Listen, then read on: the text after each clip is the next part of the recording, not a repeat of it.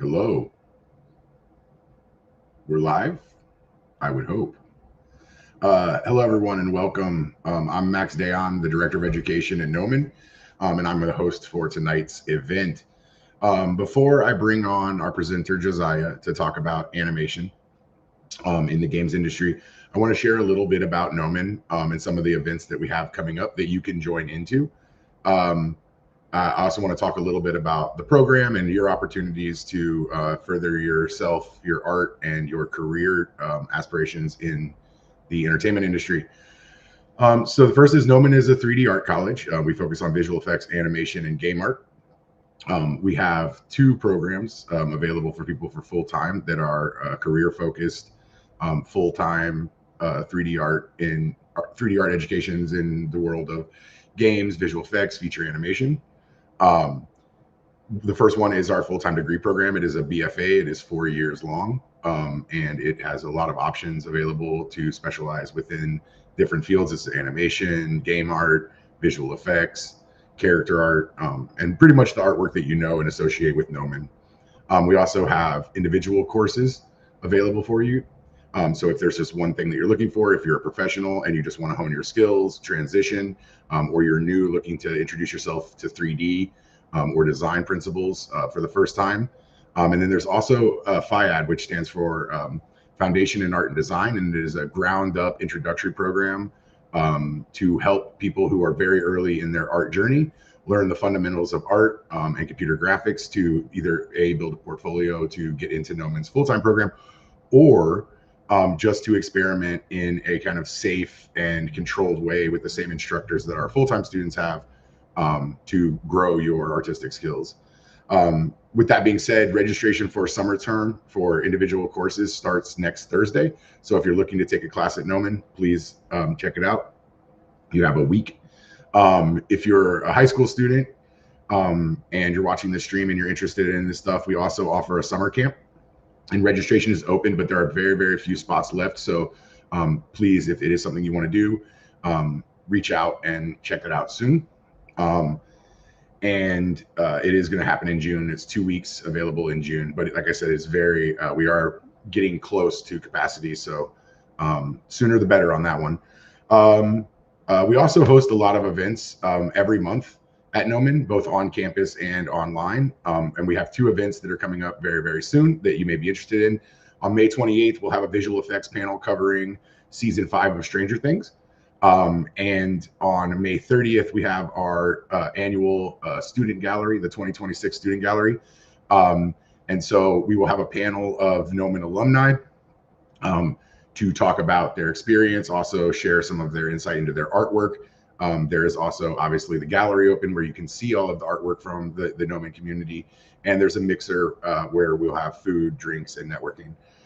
So if you would like to do any of those things or just be up to speed on what we're doing at Gnomon in regards to events, go to our website and check out the events page to RSVP.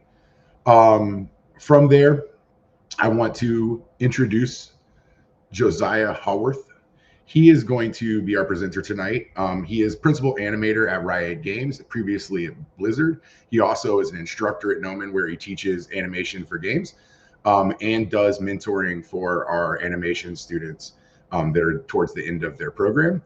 His credits span over World of Warcraft, Overwatch, and Valorant. Tonight he's going to be sharing about the journey into game development, explore the role animation plays in shaping a player experience, and even giving a couple little tips and tricks and demonstrations within Maya to show kind of some of his secret sauce, if you will. With that being said, I just want to thank our sponsors for the event, Dell and NVIDIA, for their continued support of these events, our community, and just giving us an opportunity to bring amazing artists, amazing IPs to you guys to share insight and inspiration. With further ado, I will bring up Josiah and we'll get started. Hello. Thank you for having me, Max. You're welcome. Welcome. Thank you for being here. All right, I'm ready when you are. I've never been more ready for anything. Hello, Gnomon.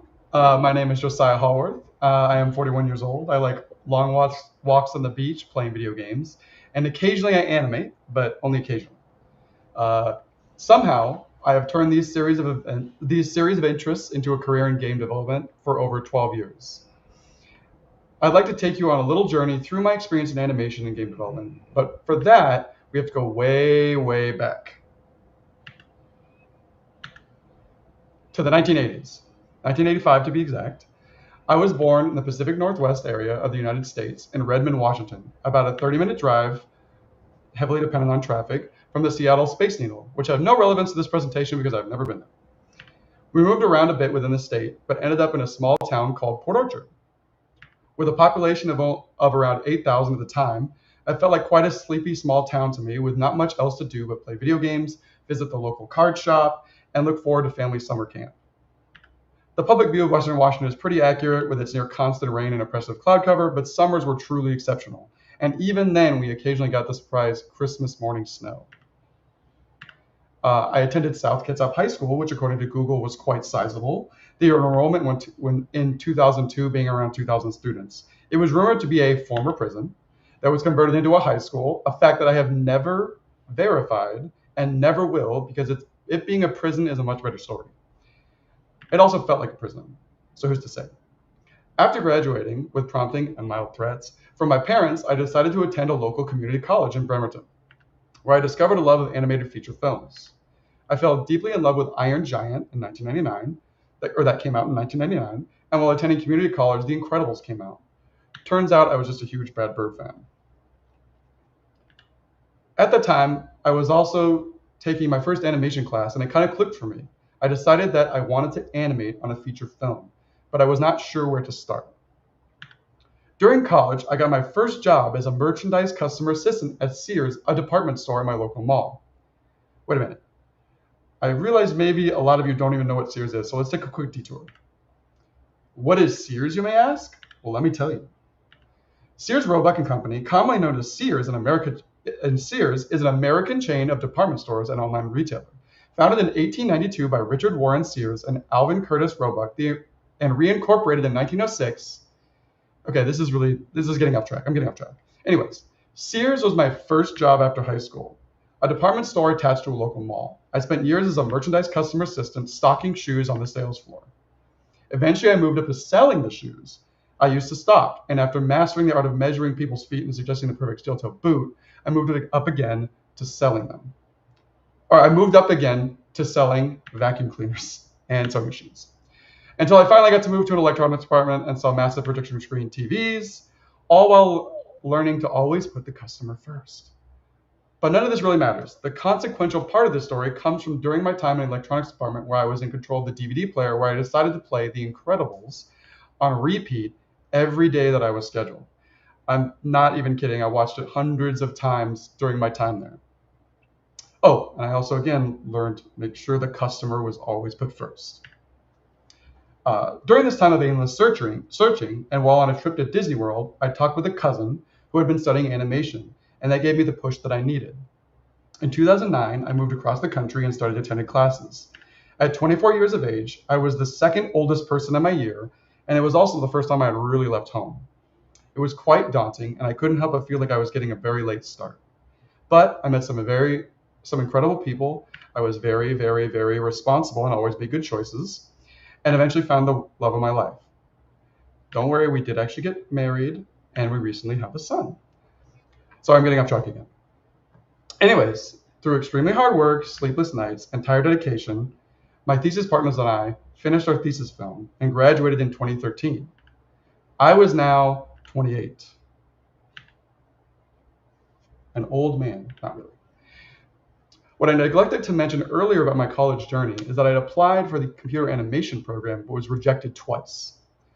But was told I could join the second time as a game art major. This is my first hint that the world was trying to tell me that being a game dev was my future.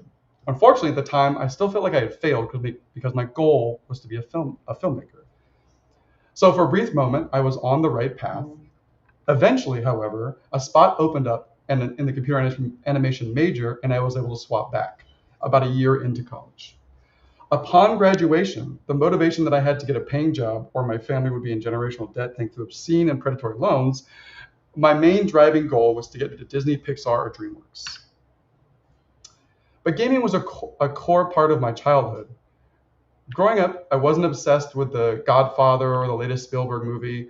Instead, I was obsessed with trying to figure out how to catch the secret Mew in Pokemon Red and Blue, or chasing down online rumors of how to get the Triforce of Power in Ocarina of Time. But the real question was, were these rumors true? It's false. No way.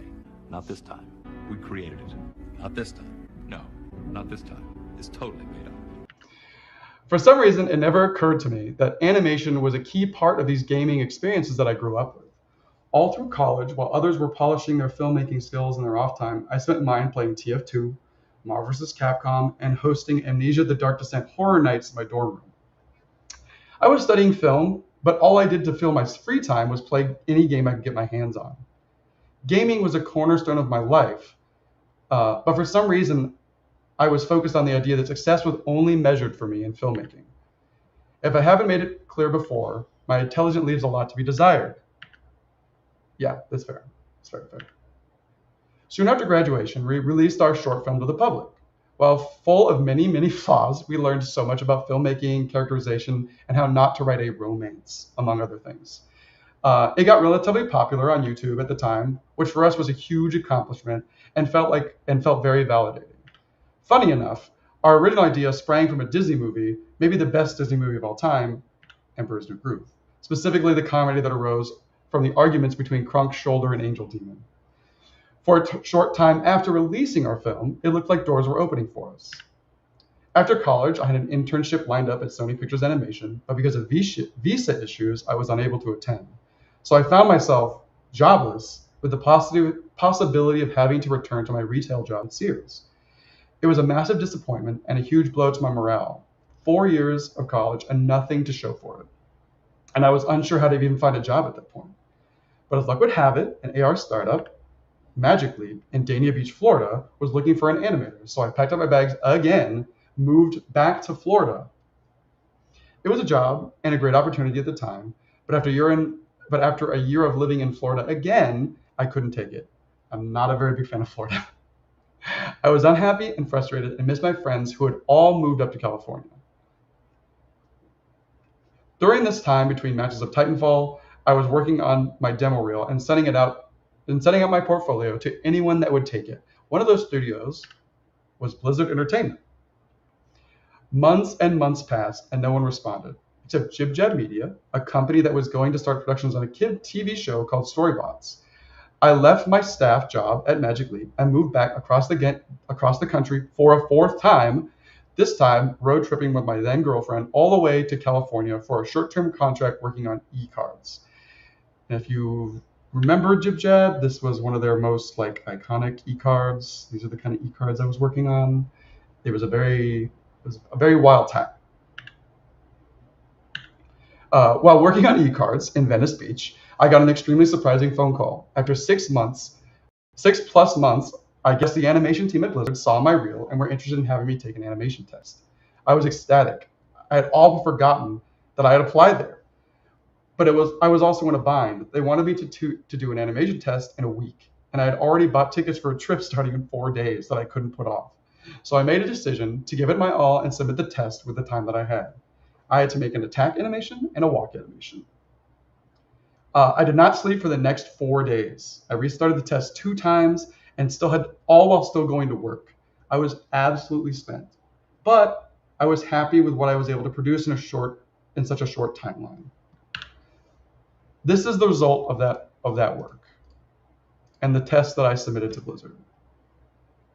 I essentially went with an earth-bending rock slam and an injured walk. Nothing earth-shattering, but to this day, I am still very proud of this animation. I'm actually still really surprised that I still have the assets, or the videos. I poured my all into these tests. I sent the files back to Blizzard, hoping and praying for the best. And to my surprise, a few weeks later, Blizzard called me back to set up an interview. I showed up to the Blizzard offices, absolutely starstruck by the campus. I was ushered into a pretty large conference room where I awaited the interview to begin. Then the animation team arrived. looking like this. Masters of their craft, taking the time out of their day to talk to me. I was so nervous and intimidated, not because of them. They were actually extremely incredibly kind and super great people, but nervous nonetheless. The interview proceeded, and they asked me a question I had been dreading the whole time: Horde or Alliance? This terrified me because I had actually never really played Blizzard games before that point. I'd played a little bit of StarCraft, but I had especially not played much WoW. And I did want to be honest, because I'm also a terrible liar. So I answered honestly, telling them that I had mostly played to get ready for the interview. They seemed to appreciate that transparency. They also asked me about my animation test extensively and asked me, if you could go back and change something about your test, what would you change? I told them I was very proud of the work that I was able to get done in only a few days, but also I began to honestly critique the animation, talking about mistakes in weight, timing that I had noticed after I turned it in. I left the office feeling very conflicted. I got a good vibe from the group, but I was really unsure how it went. The answer came just a few weeks later in the form of a job offer. I found out later that what actually got me the job was my honest critique of my animation that I sent in. That honesty showed them that I was someone who could see the issues in their own work and was hungry to grow. And I cannot stress this enough. I was so foolish then that even after joining Blizzard, my main goal was to use that as a point on my resume to get to feature. Just absolute clown show. Stupid. But from the first day in WoW, I began to grow as an animator. I cannot express how talented and in sync that team was. Under the animation lead, Steve Aguilar, my growth as an animator skyrocketed. For the first 6 months, all I did was hand animate capes. This exact cape. I spent 6 months animating this cape on every player character and every action they could do. Because of this, I became deeply familiar with Maya's graph editor and how the curves directly translate into an animated result. My time on WoW was fully focused on the craft side of animation for video games. For the most part, I would finish my animation and send it to design for them to implement. I was basically only on the box. I also learned about a feature of Maya that would be the bedrock of my process even to this day. Animation layers, the topic I constantly talk about in my Animation for Games class. Animation layers allow me to segment my problem solving so that I can work quicker, easily experiment with any idea. Who knew animating in Maya was just math and graphs? I guess you can see behind me as well. This is the graph editor behind you. Let's take a quick look at how powerful these tools are together. And I want to make sure you actually are seeing my great. Okay. So for those of you new to Maya or don't know much about Maya, these are the preview windows. This is the graph editor. The graph editor is essentially where all of your animation information lives for different variables on your controllers, right? If I want to rotate this, in this case, it's rotating X, so it's moving this way, right? In the graph editor, let me just set up my scene.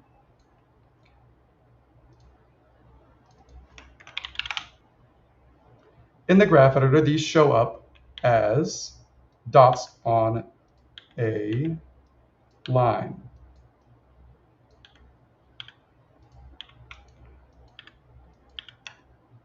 Every time I move these up or down, this is affecting, this directly affects the variables, the actual location and rotational information on the pieces themselves. Each one of these, as it goes through the timeline, goes from a value of -10, -15, in this case, to 7, right? And we can see that this is the result we get, right? So what I learned the most on my time at Blizzard was an intimate knowledge of the graph editor and a feature called animation layers, which I've just mentioned. Animation layers are essentially like you could basically kind of label them as like a Photoshop layer. You can do any editing on it and layer them together and add them together and overwrite different things. So I'm going to use this makeshift rig that I made to quickly show you how to animate a cape using layers. So first, I select all of the controllers in that on this rig that I built. So these 1, 2, 3, 4, 5, 6, 7 cape controllers. I'm going to use the animation, the layer window. There's a little button here that says create layer from selected. I click that, it creates a layer down here. I'm going to name this cape RX. And I want to kind of make a flowing cape, right? And I'm going to do this over 100 frames of animation.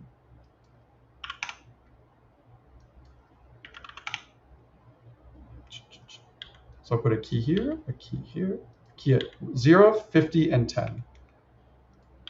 And then I'll rotate to kind of get a gauge of how much I want that cape to move. Does that make sense? So now it goes like this over 100 frames. This seems a little slow. Let's make it a little faster. I'm just going to grab these and put it to 25 and 50.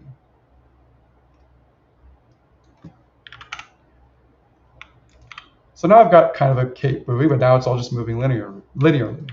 So I want to offset all of these as it goes up the chain, or as it goes down the chain. So I will take everything in the graph editor. Oh, I'm going to make sure that I take all the curves in the graph editor, and I want this to loop. So I'm going to use the pre and post infinity buttons here, which essentially take any value as long as it takes any curve and multiplies it and basically copy and paste it to the left of the graph and to the right of the graph. So basically it's an infinite loop. So I can scroll this around, and anywhere I put it, it still plays a loop. So what I basically want to do is I want to make this start feeling like a cape. So I start offsetting everything down the chain.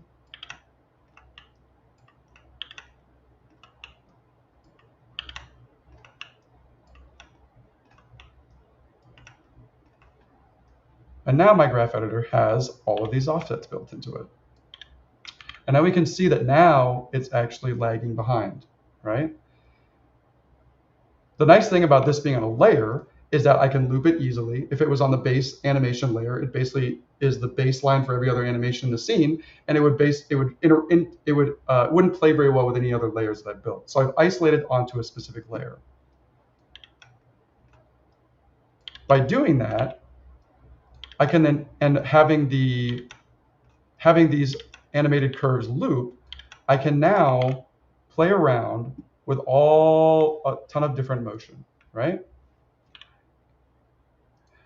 And the other nice thing about layers is that they have a layer weight. Similar to like an opacity slider in Photoshop, you can actually slide up and down the weight, assuming mine will listen to me. You can slide up and down the weight of that layer.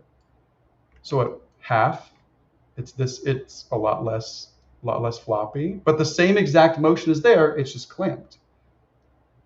So now that we've got this quite crazy cape, let's tone this down a little bit, grab it and scale it. Now, because I've done an animation layer, I can actually layer on the same idea in a different layer for the other direction. So I can now focus on this direction, RX, if I wanted to, or RZ, sorry, on this one. And I could do the same thing.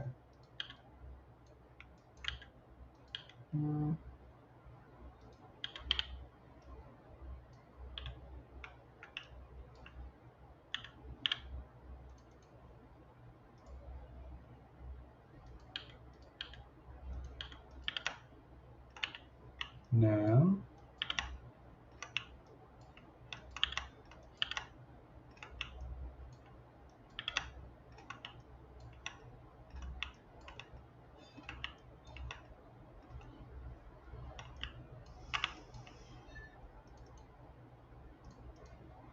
just offsetting my curves, scaling them up nicely, so I get that same level of floppy feeling.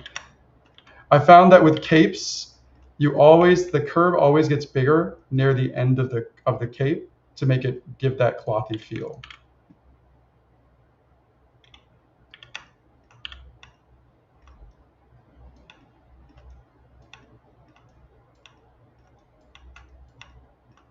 So now you can see I've got two different versions of the flopping. I've got the forward and back and the left and right. But now with layers, I can actually combine the two by turning both of them on, or I can actually, if I don't like one of them being too high, like right now I think the TZ is way too big, because of layers, I can just come in here and scale it down dynamically. And so now I actually have this offsetting left and right and forward and back. And I can easily adjust these variables to give me as much or as little of those as I want. This is extremely useful for making idols or little additive animations on animations you're doing. You can use these for breeze and all these sorts of different things. But this allows you to really fine tune and combine things exactly the way you want. So I can go in here if I want a really much more subtle. Okay, I don't have to actually reanimate this. I can just manage my layers together to give me the result I want. And I can continually change these things as it goes. So I can actually, with layer weights, you can actually also key them. So you can actually get a key in here. Let's just say it starts at 1, goes down to 0, goes back up, goes back down.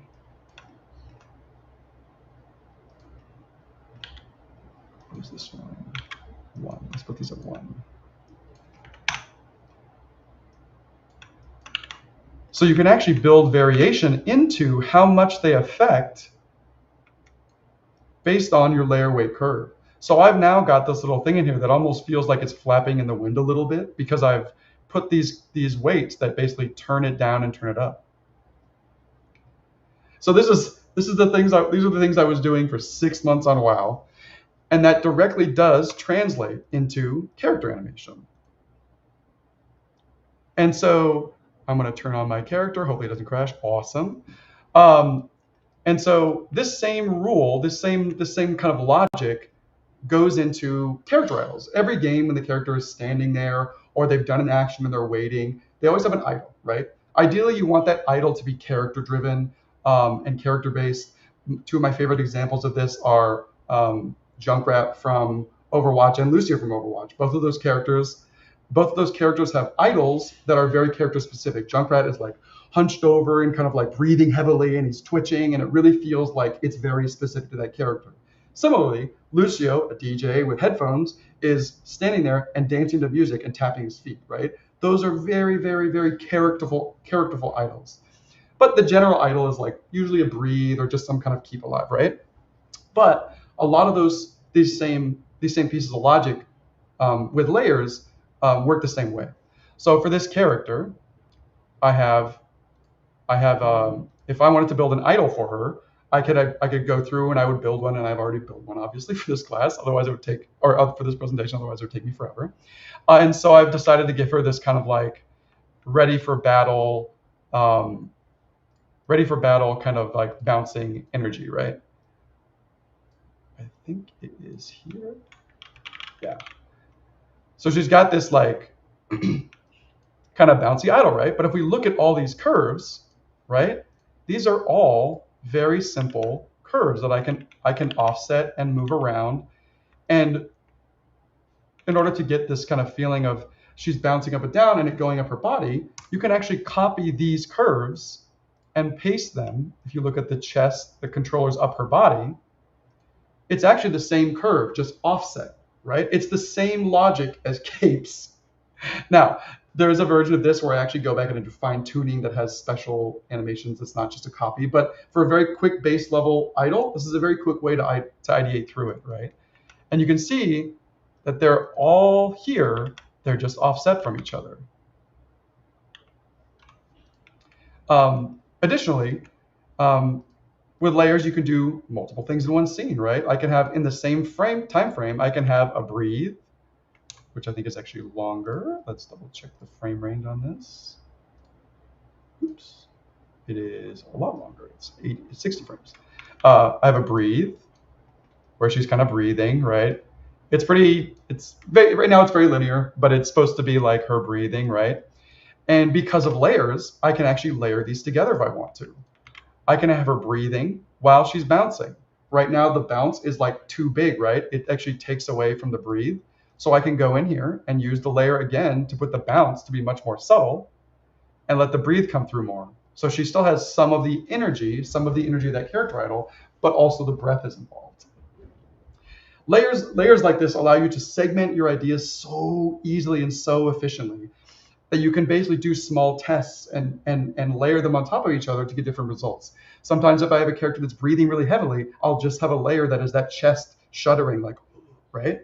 And I can then use the layer weights to weigh that up or weigh it down. And it really gives you this like control over the character that becomes very strong. And then if you have notes, they're like, oh, the breathe is too strong, right? You can instead of having to go and reanimate that thing or go in and grab all the curves and put them down, all you have to do is grab that layer and change the layer weight, or change the key, the weighted key, the opacity key, basically. And so let's go back to just using the idle. Let's just put it at like 0.8 or 0.7 because I think that's a decent one, right? So you can have them bounce, and you can also use layers to add small additional little character moments. Oh, where is the actual?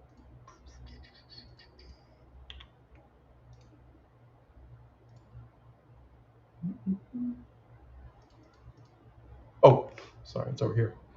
Here it is.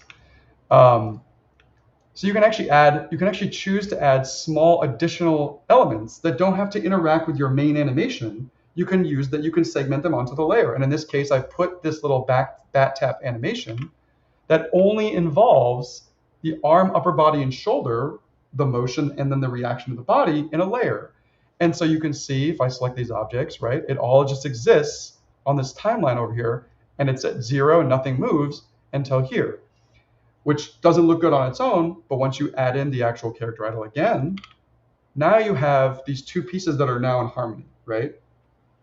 And this is a lot easier in my mind than animating something that is 120 frames and then deciding X amount of frames into it that I got to add this bat tap into my main animation, right? I can layer these ideas together and get a much bigger, broader presentation that I can more easily edit depending on feedback than if I were to just build that all hard-coded into the base animation layer.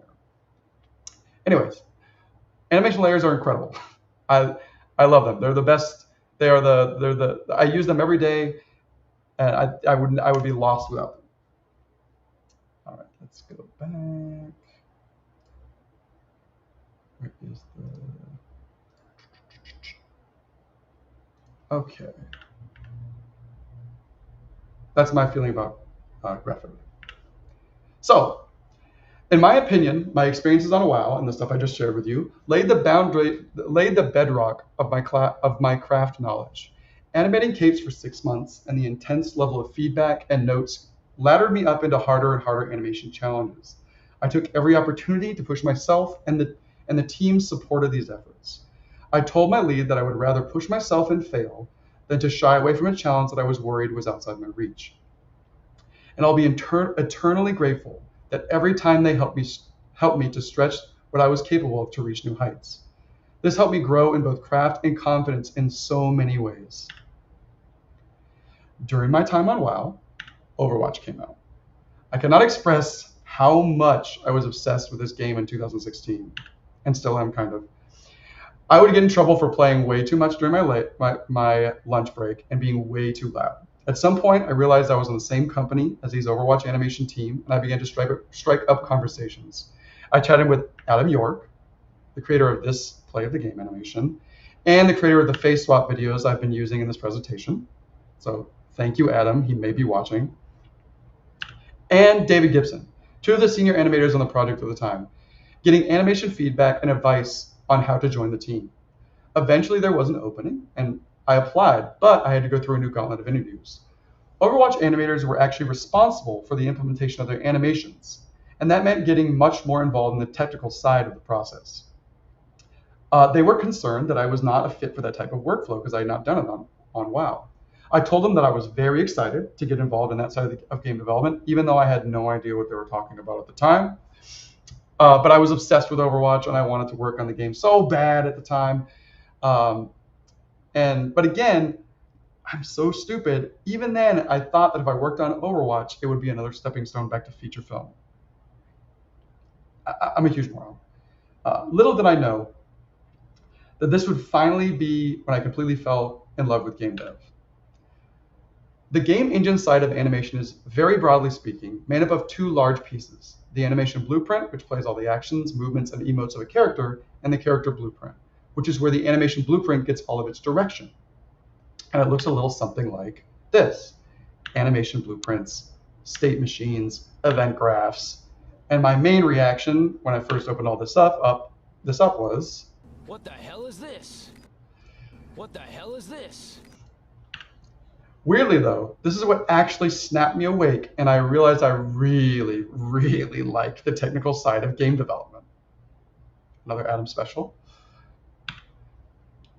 So I'm going to be speaking in very broad terms here, but as it turns out, animation is the child of both player input and the character blueprint.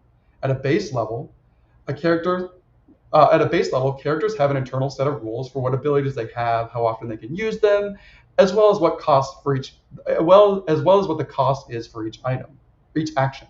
These rules are sometimes called a character blueprint, a series of variables and stats and timings that define how a character plays. These are decided on by game design and define how a character plays and their role within the game. The player inputs via keyboard and mouse or controller are run through the character blueprint, which decides the result of each button press. These results are fed into the animation blueprint, which is actually what actually makes the character model in-game move and react. Once all that is calculated and resolved, the character animates in-game. So very basically, player input goes in, math, character comes to life. This was the missing piece of the equation for me as a game dev. I loved getting a new character, defining its character, and then using the game engine to build that into something that the player could control and play. It was an incredible feeling. At the time, I remember I really admired Jeff Kaplan, the then game director of Overwatch. And I remember near the end of development of Moira, he stopped me in the hall and complimented me on the work I had done. I was speechless. It had felt like I'd finally made it. And that made my whole year, and I still think about how much it meant to me at the time. Then, after you're done with the actual work, you get to release that content to players, and the true payoff happens when you hand that off to the players and see the content they make with what you've made. And suffice it to say, the fan content was pretty incredible for Overwatch. Some of the most satisfying times in game dev were when we could surprise and delight players. This is why leaks are so devastating to developers. This is the kind of stuff that kept us going.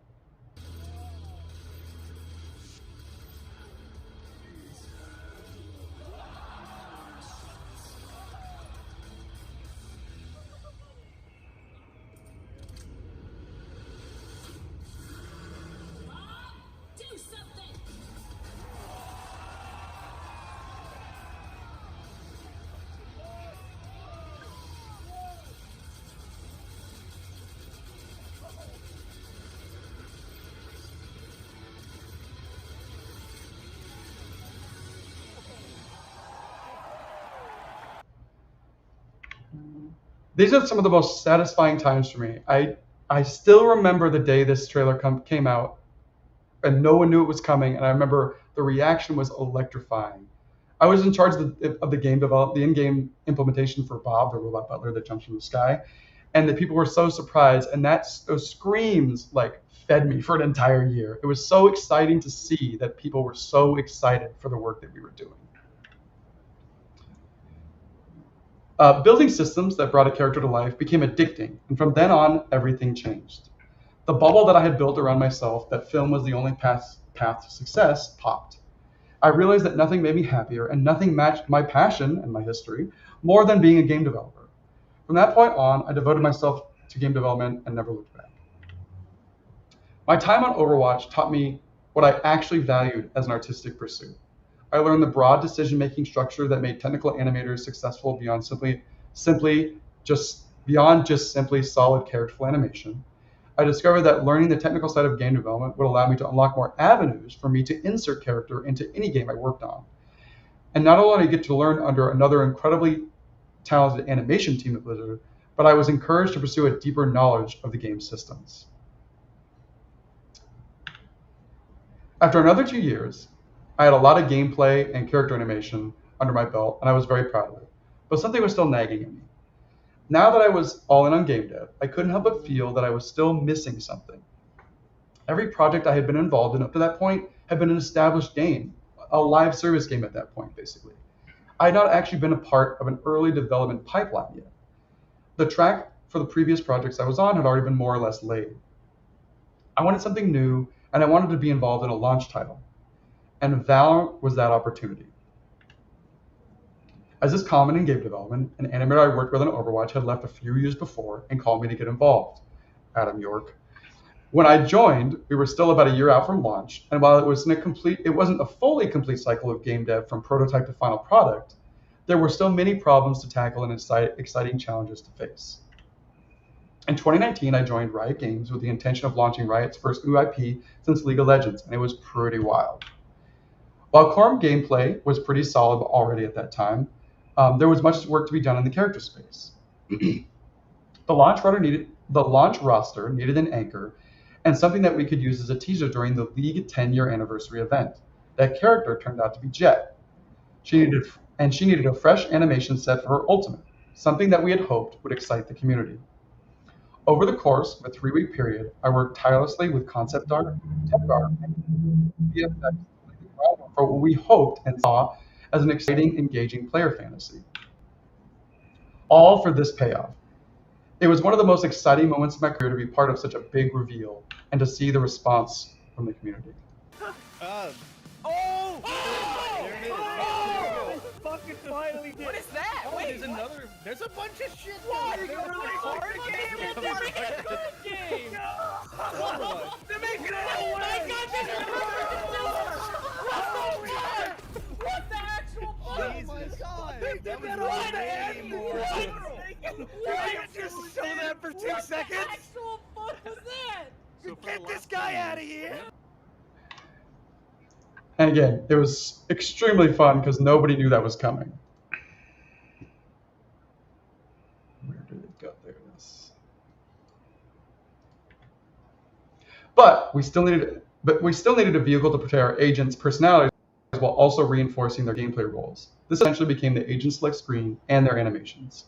Over the next year, up until launch, our small animation team put as much love and character into the game as we could. I've delved into characterization and camera work like never before, as well as began to dabble in the inner workings of Unreal Engine. More than anything, I began to explore a new way of roughing out animation ideas. I did the usual of gathering character reference and reading up about what the narrative department has laid out for the character. I explored character through small rig tests and expression tests, all very apt things to do when getting a new character to work on, and sometimes getting a bit lost in the sauce testing the rig.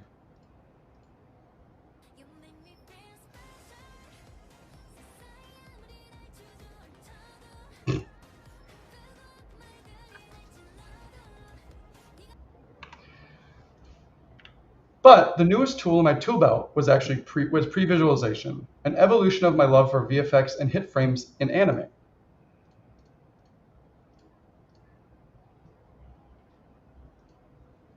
Using a mixture of Photoshop and Maya Geo, I would attempt to sell my ideas as a complete package.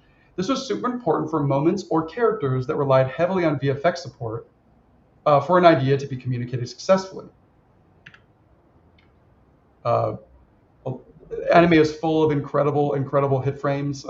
One Piece episode 1121, done by Mehdi Ben Godifa. Sorry if I messed up your name. Has some incredible animation, some incredible artwork, and some absolutely nuts hit frames.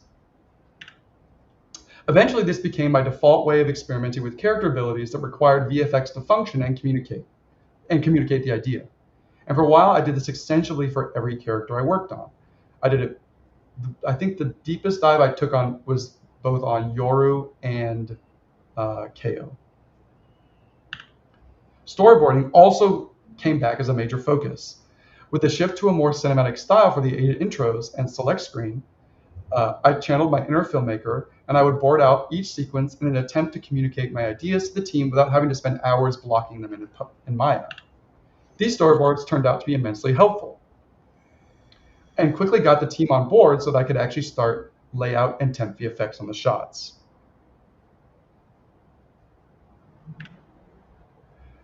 For me as an artist, Valorant was the culmination of everything I had learned from my game dev journey up to that point. From school, I brought filmic language. From WoW, I brought a deep focus on animation, craft, and polish. From Overwatch, I brought not only a renewed focus on character acting, but a newfound passion and interest in developing animation systems. The road to ship Valorant was filled with challenges, setbacks, and surprises, but my experience thus far had prepared me for these moments, allowing me to push past my previous restrictions and take what I had in mind and allowed me to take what I had in my mind and put it in game. And more than anything, I learned that restriction breeds innovation. On a project with such tight gameplay restrictions, I had to really develop a strong decision-making razors to put character where I could without disrupting gameplay. And of course, for my retail job at Sears, I brought a focus on always serving the customer, or in this case, the player. And as is inevitable with every new release, You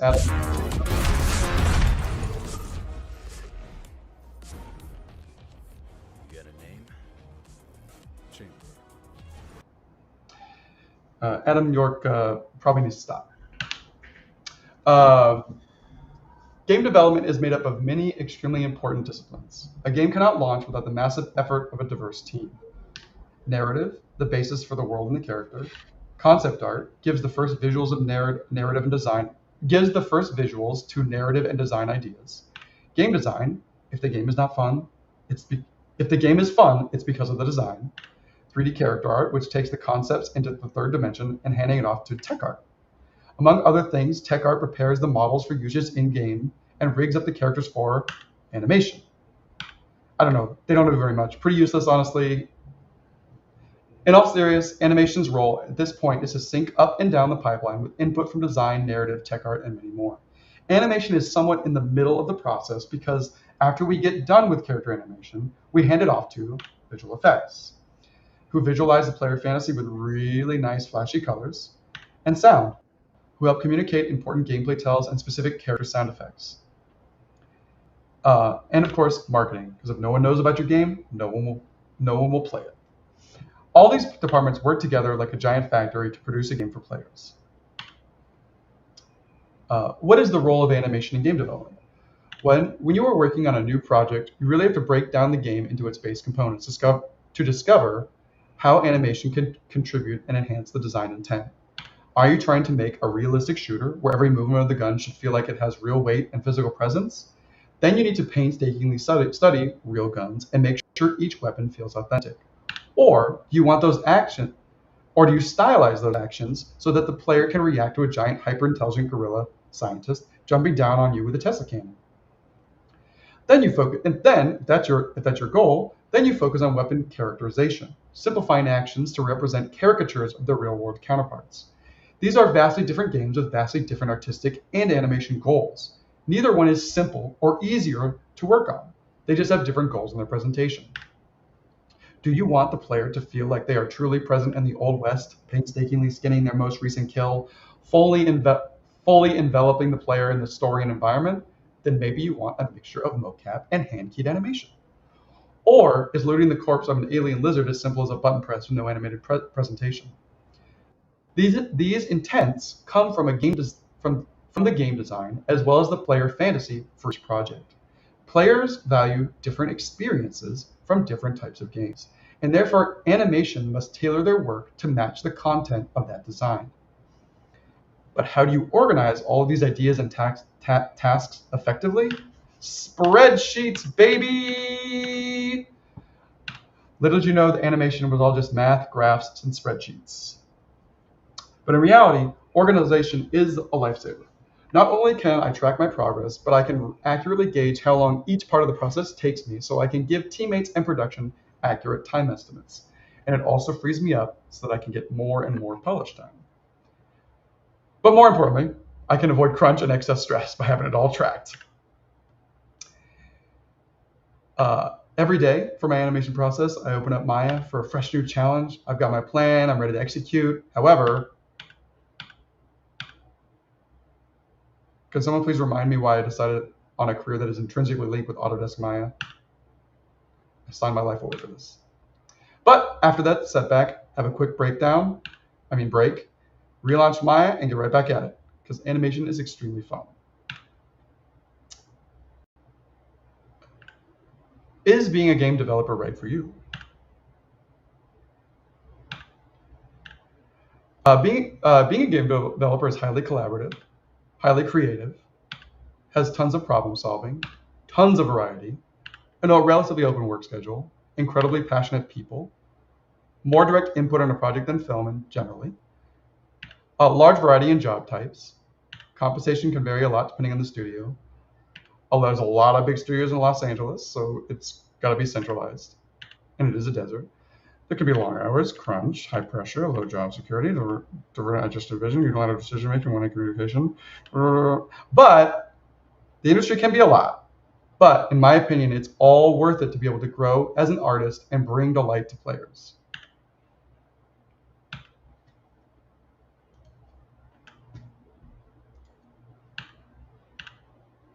In conclusion, discover what you want to do and focus on it. Don't learn something you don't love doing just to get a job. Download Autodesk Maya Student Edition and Unreal Engine. Check out some of the test game templates they provide. Lyra Starter Game Project is very good for starting out. Enroll in classes. I heard Gnomon is very good. Connect with people who share your passions and get involved. And play games and think critically about why you like them and what makes their presentation successful. Focus on being a good teammate. Be someone that you would want to work with. Build a demo reel. I usually call it an animation sandwich. Essentially, when you build your reel, you want your best animation up front, decent animation in the middle, and your second best animation at the end. That way, when people start your reel, they're drawn in, they sit through the middle, they enjoy the middle, and then you leave them with a really, really good send-off. If you can, cater that reel to the studio you're applying to. And work on your animation in your spare time. Ideas are king. The best animation cannot make a C idea an S idea. And only pick projects you enjoy. Don't animate something you're not excited about, because it'll show in your work. And practice, practice, practice. And lastly, I'll leave you with a smattering of my animation reels through the years, a culmination of my growth as an artist.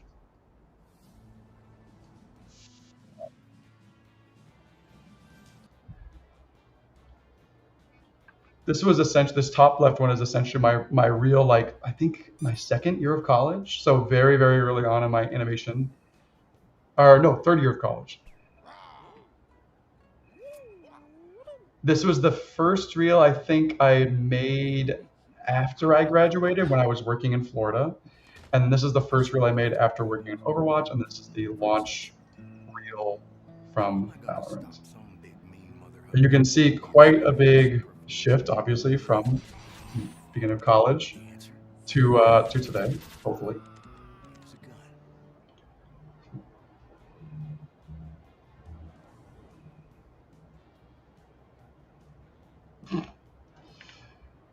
My journey from chasing film to game development put so many things into perspective for me. Not every job can give you what you want, but you can learn things that you need from every project. It's been some time since I realized being a game developer is what I needed. But seeing players be surprised and delighted by the work I do only strengthens my love for games. Giving back to players and delighting them with animation makes me excited to discover what is over the next horizon. Oh, and one last treat. Thank you, Adam.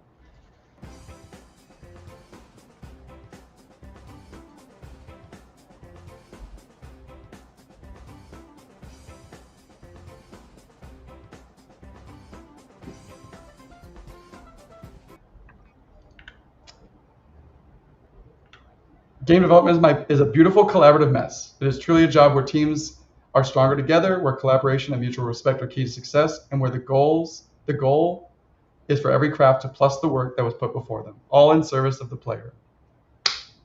And that is my presentation. Awesome. Thank you, Josiah. That was entertaining, extra in every way possible, and exactly what I would expect from an animator. So so thank you for sharing all that. It was very cool to see your journey, but also the insight into workflows and the mindset and your involvement or your evolution throughout time. We're open to Q&A. So if anybody has any questions, there are a couple in chat that I'm going to feed you really quickly. Sure. So, but if anybody else has any questions for Josiah or just animated related questions or Gnomon, feel free to throw them out. So one of the ones that was put out there was someone was asking, like, when you started talking about tech animation at Blizzard and getting more involved in state machines and the tech part, they were like, isn't that implementation typically the responsible of like the tech artists and not necessarily the animators? So that's probably going to depend on the studio you're in or the project you're in. What I've noticed is that the smaller the team, the more you do, like the more jobs you cover, right? That being said, I've never like rigged something for one of these companies, but in every project that I've worked on after WoW, implementation is for the most part responsibility of the animator. So I know that there are different versions of this, right? I know that I've heard that different like cinematic type games, like a God of War or like Wolverine, like Spider-Man games. Sometimes they do those and they send those to engineers, and those are like really intercomplicated systems that are like engineering driven. So it kind of depends on the. I'm speaking out of vague ignorance here, but basically it just depends on the project and how they've set up their tech and the way they build that game. Sometimes you do hand it off to an engineer or a tech artist, and they will put that in for you.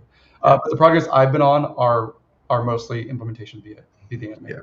Yeah, one of the ways that I like to respond to that question, because it comes up quite often. I think because this is typically a very artistic journey initially. It's about the keyframes in the shot and just having fun in the graph editor. But professionally, these are tech jobs. There is a lot of, especially in games, interactivity, player stuff, systems, performance.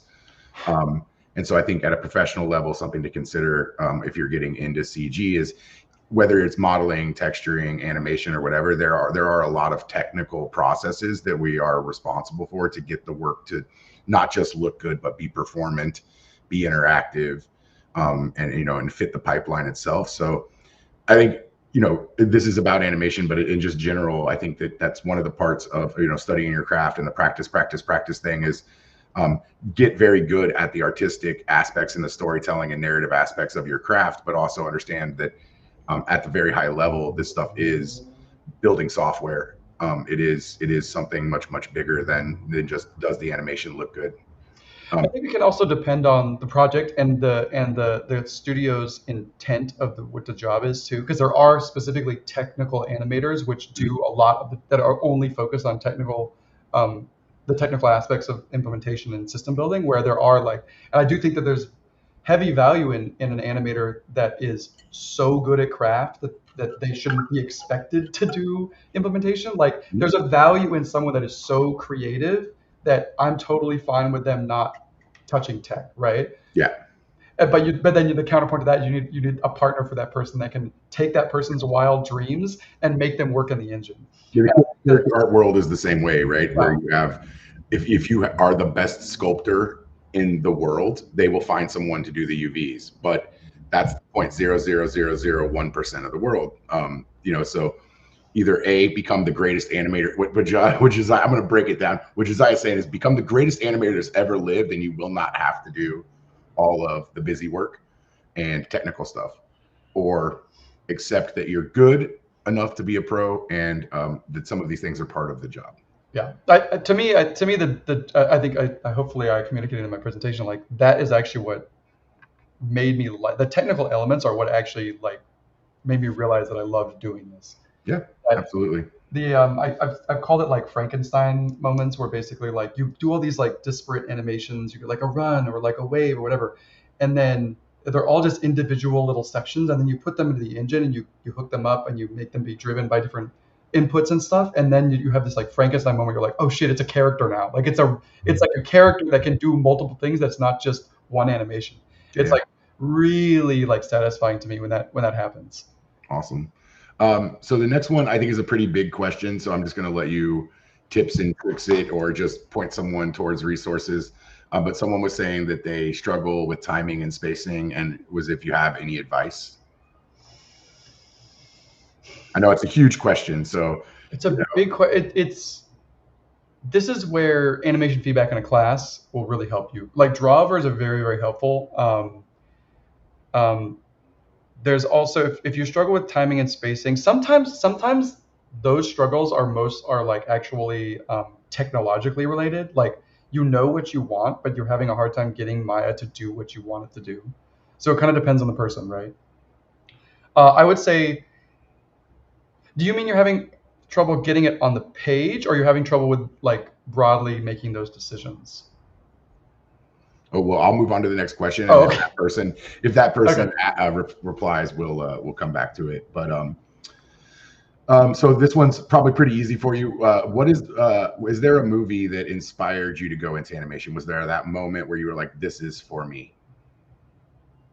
I think it was Incredibles, the one that I watched 100 times. Like I think the first entry point was actually Iron Giant. Mhm. Iron Giant is like to this day like almost a perfect animated movie to me. It's like so good. It's like the perfect. It's such a great movie, and it was and like the animation is so good. It's so expressive. It's such a fun idea. There's actually 3D animation in that movie. Like it had kind of everything, and that like really I think was what would actually like push me into animation fully. So here's one. So having jumped from various roles and initial workloads to get where you're at, do you feel yourself studying or aiming towards other avenues now within the industry? Oh, that's a good question. So after Valorant, I joined an R&D project because I wanted to be even further as I talked in the presentation. When I went to Valorant, I wanted to be a part of the launch title, and so I wanted to go like even further into the beginning like stages of it, and so I did that for a little while, and that was extremely fun. I think next goals is I've kind of found myself liking like animation direction, making broad statements about systems, and also the style of the animation that would go into a game, and defining a game based on like its animation, right? And trying to make that unique within the space, within the industry. And so that's kind of what I'm looking for. How do I get there? I'm not sure yet. I'm not sure exactly how that will work, but that's kind of like. You're power hungry is what we're hearing. No, I'm kidding. I just like the. I always have very strong opinions about how something is animated, but I also have a very specific style of how I animate, and so it's. Okay, a little bit of both. I guess. Yeah. All right. Let's see here. Is there anyone you look up to? I don't actually understand the entire question, so I'm just going to paraphrase it too. Is there anyone that you look up to artistically, dev, animation wise? Oh, there's actually, yeah. So there's a lot of people that I've worked with that I look up to. I've mentioned a bunch of them in my presentation, actually. Steve Aguilar was my first animation lead on WoW, and I actually didn't realize until years later how good of an animation lead he was. Like he was extremely good, and he took chances on us. I was an associate level when I joined. Like he took chances on me, another guy I work with who's now at Riot, Corin McCrate. He took chances on us and taught us and brought us up, and like we have our careers now because of that initial leadership that he gave us. And that whole team was stacked with people. John Butkus, Ian Lang, just like tons and tons of people. Adam York, who I've mentioned and did all the face swaps, is someone I still look up to, and he was actually on WoW before me, and I followed him over to Overwatch, and then I followed him over to Valorant. There's some rumors that Adam York is a problem. Oh yeah, no, it's not rumors. It's true. It's true. Okay. And then David Gibson, who is I think now at Sony. David got kind of like, I don't know, internet famous at the time when Overwatch launched, when he released like his May how I animated May video, which was like super awesome. Like it was one of the coolest like looks at doing character animation for games that I'd seen. It's still on Vimeo, I believe. It's like creating a character May or something, just like David Gibson May. Like it's still an awesome video, and it just showed the process, and it got me so excited. Awesome. All right. So, do you have any suggestions on animations to include in your portfolio to show off your skills the best? And so I think to interject a little bit in that one, I think it's more like what kind of shots and how should you prepare individual, not necessarily exercises, but showcase certain skills. So the one thing I'll say is like, this is going to be a little personal, right? I don't care about seeing, what is it called? Parkour anymore. Like I'm looking, if you're going to do parkour, it's a great body exercise, but at this point, everybody's done it, right? What I'm looking for, especially for the games that I'm working on, I'm looking for character. So if you're doing parkour and you add character into it, then I'm in. Like then it's like, because you're showing me body mechanics and acting and characterization, right? As far as like how to build your reel, it's going to depend on who you're trying to sell yourself to, right? Anymore, like if I'm going to be applying for, say, I don't know, Valorant, right? I'm going to study that style and try to make something within that style that kind of aligns with that somewhat. But when I'm looking at reels, I'm just looking for good animation. It doesn't have to be completely stylistically correct for me to buy into that. Does that make sense? Absolutely. All right. One was asking about trends in animating with Unreal Engine, and how should they turn that versus traditional, or should they prioritize learning that versus traditional Maya animation? Oh, animating in Unreal? Yeah, just the current trend of Unreal versus, and I have my own opinion on it, but this is your show. I'd love to hear your take too. I think that I don't know enough about it. The limited stuff that I've animated in Unreal, I find it clunky, but that's also because the tooling hasn't evolved. Like it's a relatively new thing, so it's gonna get better. And there is some very, very strong elements to it where like you can take an animation you made and use Unreal animating software to modify that and actually like build variations out of it. So it's extremely powerful. As far as animating it fully in Unreal, it's not something I'm interested in doing right now, mostly because it's just really clunky. Yeah.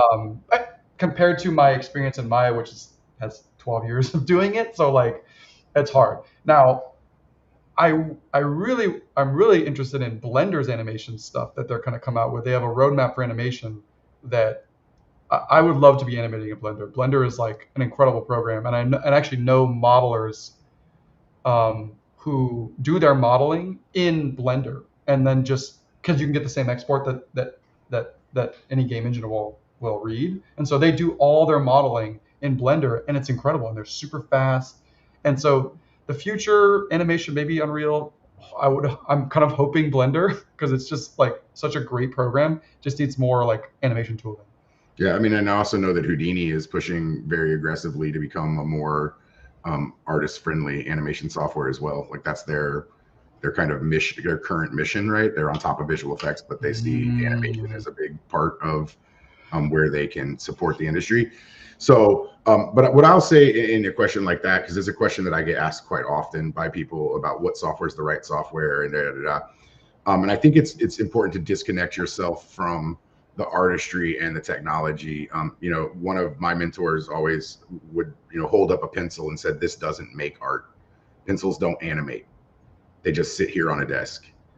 And so I think that the craft of animation and the ability to tell stories and invoke emotions and narratives in people, or the craft of understanding form and proportion and proper design as a modeler, or telling a story with materials is it's irrelevant whether you have Substance Painter or Photoshop.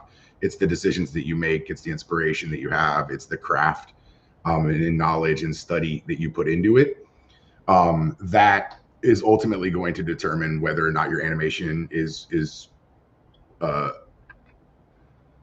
if the audience or player reacts to what you've created, right? The thing about your presentation, I mean, I thought the whole presentation was good, but the thing about your presentation I liked the most was, you know, that you are doing it right when there's a room full of people screaming, right? And that's not because they're not like, oh my God, his curves are so good, or I bet that dude's normal maps are amazing. Like, you know, like no one really cares about the UVs or the constraints or any of the other technical stuff. That's what we care about, because it's what allows us to, you know, have this career and push this journey forward.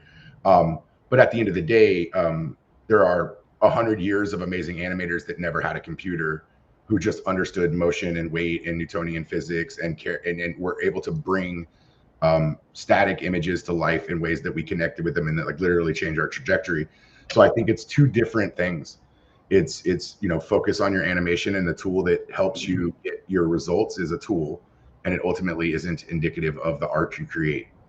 Yeah. So I mean, the first job I ever had was an internship at Digital Domain Florida. It was Digital Domain Tradition Studios or whatever. And I remember like this guy who was a traditional animator from, I think, Disney. He started animating his first week of 3D, but the guy, his animation, he knew animation so well that he was animating in 3D within like 3 weeks, and Yeah. it was like extremely expressive. And it's, again, it goes back to this whole thing. It's like, it's just a pencil, right? It's like, it's just the medium with which you are making the thing that you're outputting, right? Yeah. And so like I could animate in Blender, right? And I want to, but it also takes a lot more effort right now, and I don't have the time. Yeah. But it is another pencil or pen or whatever that I could use to make art, right? And so like, you're right. It's basically like, you're correct, yeah. Yeah. Well, I mean, it's one of the things in like the world of character art that I always like to mention is like, you know, legends like Rick Baker, who spent their, you know, 40 or 50-year career sculpting traditionally. When ZBrush came out, you know, someone sat down and showed them where the buttons were, and 3 hours later they were posting stuff on ZBrush Central and the internet that was like blowing everybody's minds out of the, you know, like, and it was like, there wasn't because they knew the software. It was because they're phenomenal sculptors. They had fundamentals. Yeah. They understood it, right? Yeah.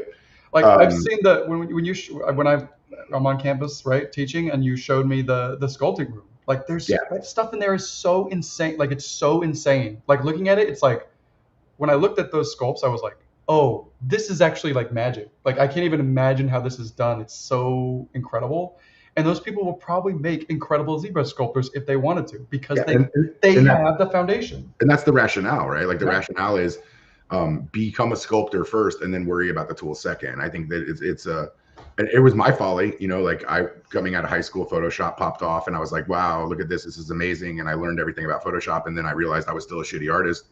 So I had to start learning design. You know, I did it in reverse. It was like, I can do anything with the tools. I can clone out everything. I can color correct and extract all the things in the world, but I have no taste. I have no, you know, and so I had to study, you know, photography, and I had to study cinematography, and I had to study design, and I had to like learn how to be an artist, not just be really, really good at software. And I think that's a folly that a lot of us do when we get into it, because we see this curiosity and all of the possibilities with software. And so we get curious and we open Blender and we're like, oh, I can do that, and I can do that, and I can do this, and I can do that. And it's like, we forget that, like, yeah, like, but they're just tools. Like, what are you going to do with them? You know, like, what are you actually going to create, and what is the story that you're going to tell? I'll move on, because we could do this for like 1,000 hours. And whenever Josiah and I are talking on the phone about Gnomon things or classes or scheduling, it's always like a 2.5 hour call that should have been a 10-minute call. So I'm gonna try to move this forward a little bit. Families and need to eat dinner.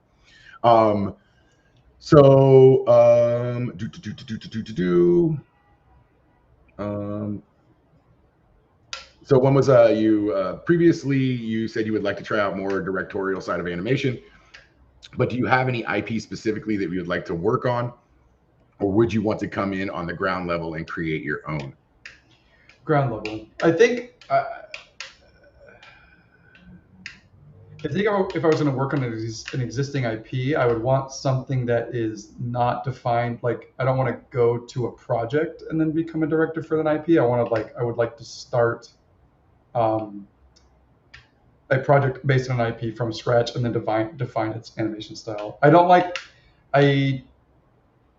there not being like assumed history with like an animation style for an IP, if that makes sense. Yeah.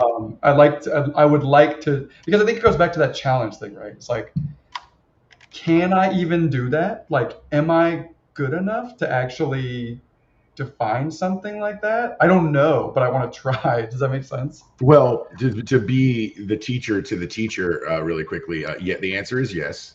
And just like everything else, it's about putting in the time, and the same evaluation that you have in your your animation skills and whether or not your performances are delivering what your intended your intentions were.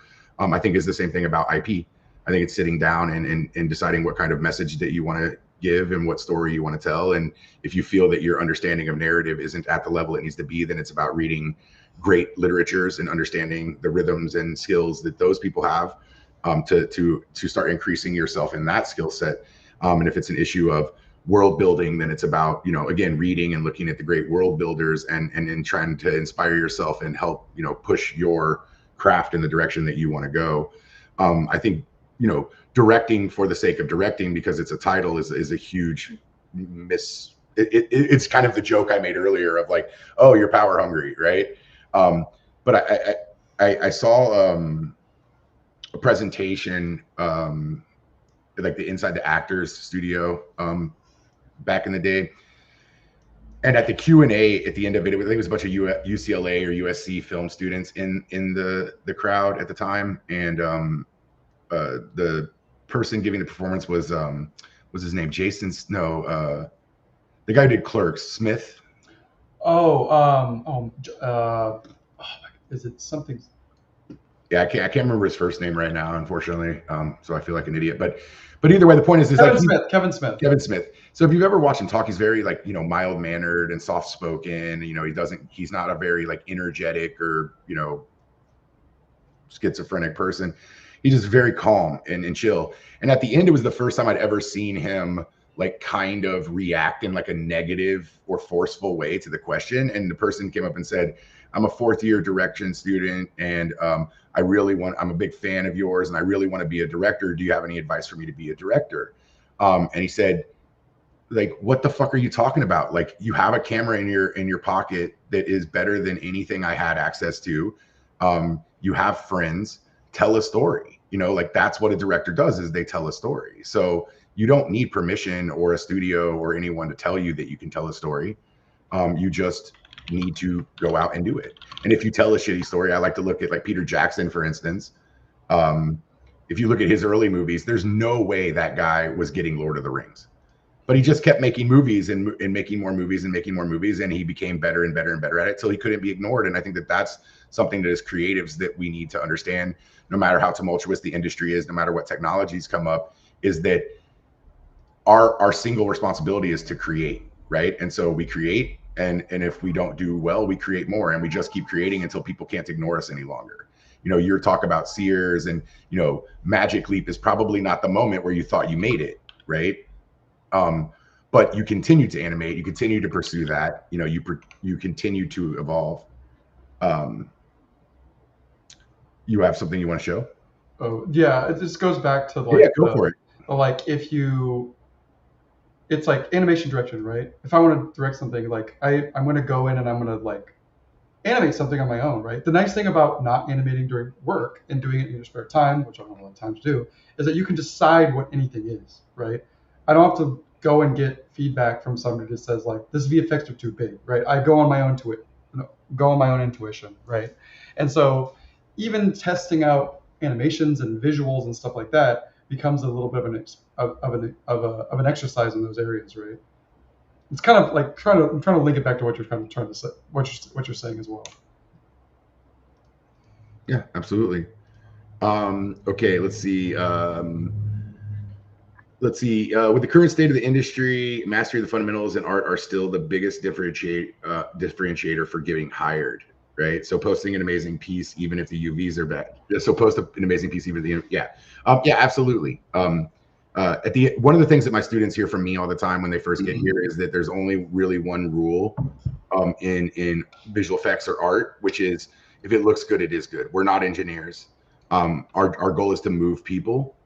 It's not to impress other modelers or animators with how technical we are. It's to have someone have a visceral reaction when they see our work, of sadness or happiness or jubilation or intrigue or whatever it is. Like, we are manipulators. We are emotional manipulators at its core. And if we're doing our job right, you don't ask what software there is or what techniques people use, or if the UVs were good.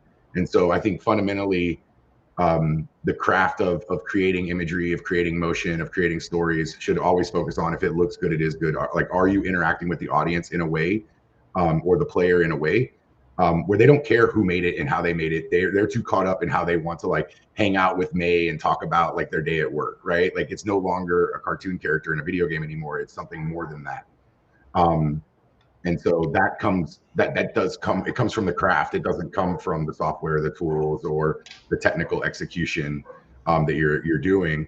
And we see that all the time. As for anybody who's younger in their career, learning 3D or animation, and they're moving forward, I want to consider a truth that you already know, but maybe haven't considered, and that is that there are tens of thousands, if not hundreds of thousands, of people posting their art from Blender and other tools online every day that will never be professionals because they see the process of opening the software as the goal of just getting in there and moving things around.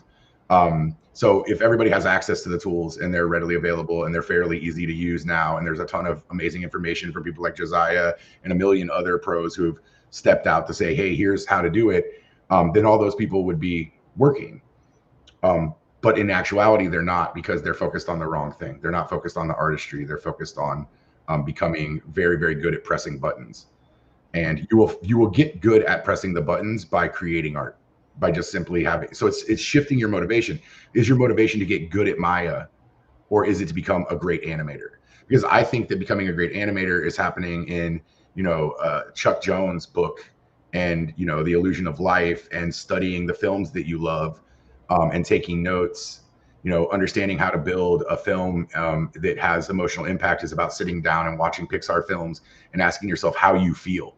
You made a point about video games earlier, like playing them and analyzing them and being critical and not just checking out. That's a huge point that I try to make to everybody as well. Is like, if you love Devil May Cry, don't just check out and slap buttons all day. Like, ask yourself why that game is so good, or why the environment design is nice, or why the character design is good, and think about the decisions that the artists and creative people before you made. Because if that's your style and that's your vibe and that's what you're the most into, then that's the stuff that you should be analyzing. And you have hundreds of years of artists that are going to Italy to study, to stand in front of a sculpture to try to understand how this one person made the decisions to carve this piece of marble, and take that back and apply it to what they're doing. We can do the same thing with animators. We can do the same thing, with character artists and environment artists and game designers as well. So let's see here. So to further expand, what exactly does the animation director have purview over? Would you have control on character design, plot, environment? So that's a big question. It's not like when it says animation director, but I think the words themselves don't mean, like, director implies a lot more control. Animation director or animation lead, it's actually very different between each company, right? Riot probably has a different definition than Blizzard, and Blizzard has a different definition than Respawn, or they may never have the same definitions. I'm mostly interested in like the defining of the animation style, and that's what I'm associating the word animation director with, right?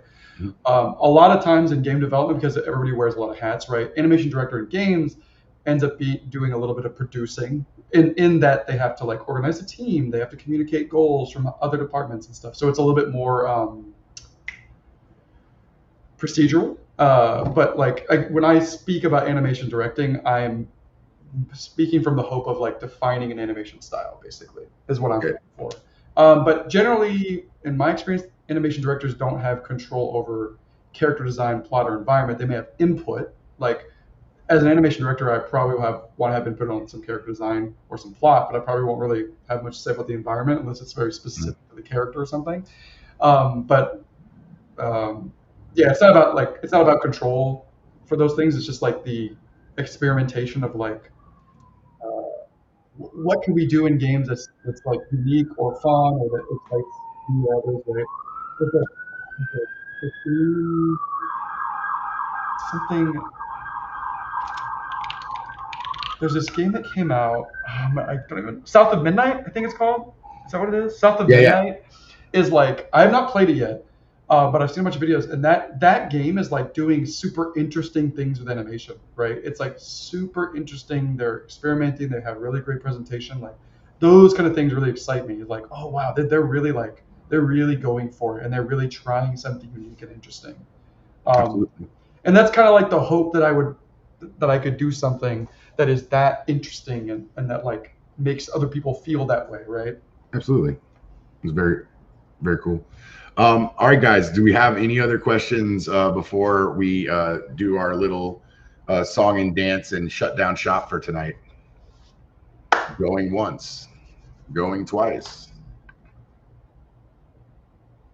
Sold to everybody. Have a wonderful evening.